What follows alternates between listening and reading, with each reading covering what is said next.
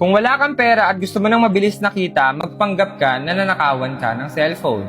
Ang first step is mangutang ka muna sa mga Facebook friends mo. Higher interest rate para mas kumagat sila sa'yo. Sa hirap ng buhay, for sure may magpapautang sa'yo. Sino ba namang may ayaw ng 30% interest, di ba? After 2 days, sa pangongolekta ng mga perang inutang mo sa kanila, gumawa ka ng bagong Facebook account at doon mo sila i-chat na sasabihin nanakawan ka at ginamit yung Facebook mo para mangutang sa kanila. Basically, kailangan mo lang din silang paniwalain na nawalan ka at biktima ka rin. At for sure, magtataka sila kung bakit sa bank account mo sila nag-send ng pera.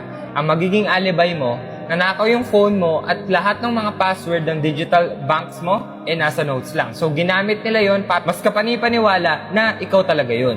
At dito sa part na to, magpapaawa ka na nilimas nila lahat ng pera mo sa digital bank. And wag kang magigilty kasi at the end of the day, sila naman yung naging greedy. Bakit? Nakuha sila nung higher interest rate, di ba? Ayan, tuloy. Tsaka problema na nila yon. Naging greedy sila sa interest rate, di ba? Tsaka ikaw, gagawin mo lang to once in a year, tsaka wag sa same na tao. Kasi bawal ka maging greedy kasi dun ka na mahuhuli.